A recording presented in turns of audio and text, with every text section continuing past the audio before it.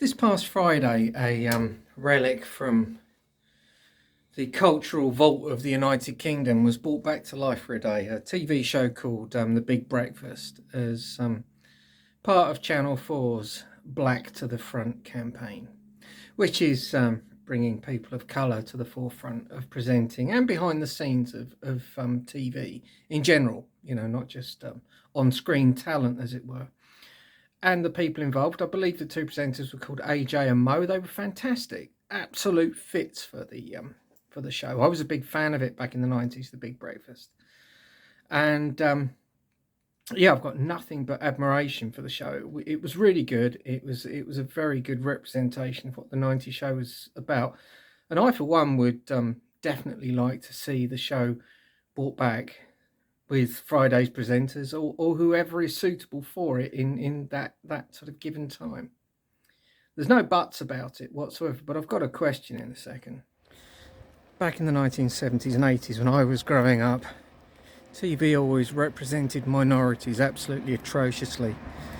Gay men were always effeminate, flesh-hungry monsters with zero discernment, and people of colour were always represented as the problem next door, or reduced to really horrendously small racial stereotypes. When I was about 21 or 22, I was present at a barbecue, and it's during the day, a few drinks, a lot of friends, and a lot of my friends' kids.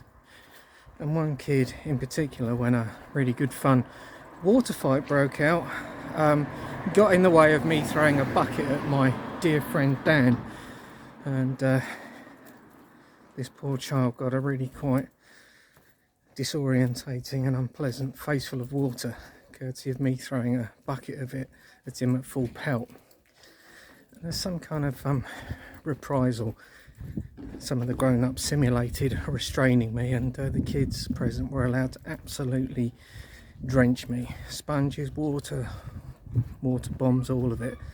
And that was fair, making the kids feel better about the unfortunate accident that had happened 5 minutes before. Now, that kind of humorous and completely fair reprisal is only going to work when it's a 5-year-old and an adult that's in the equation. Life isn't like that when you get older. A simple apology and you either accept it and move on, or get a chip on your shoulder. That's the deal. Now, I have a question. I'm genuinely intrigued to know if people from minorities, when situations like Black to the Front, and like with over the last few years, government bodies have put LGBT friendly slogans on buses and similar kind of poster campaigns in towns. When it's only a matter of my lifetime, during my lifetime ago, that government policy was actively anti-gay and government policy was actively racist. I wonder if it ever feels a little bit like the situation I described earlier, where the attendees at a party tied me up and allowed the little kids to throw water at me if ever.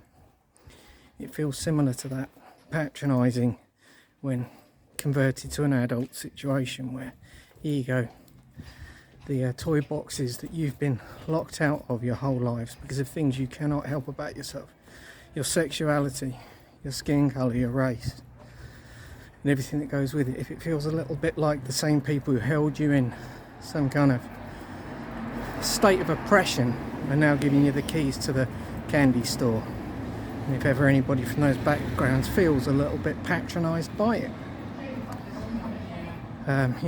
we've held the tools of abuse for all this time. Now we're just going to back off, and there's some kind of patronising apology as I see it. Here you go, there's the key to the candy store that we locked you out of for so long. Because, these things at the televisual and big social media level can look like things have been solved and things are better for minorities, and they're not. They're marginally better, of course, but homophobia and racism are still alive and well. And I ever wonder if these diversionary tactics, as I see them, are ever viewed the same way by the minorities that are being championed by the same corporations and governmental bodies who held them in absolute repression and just abuse for so many years.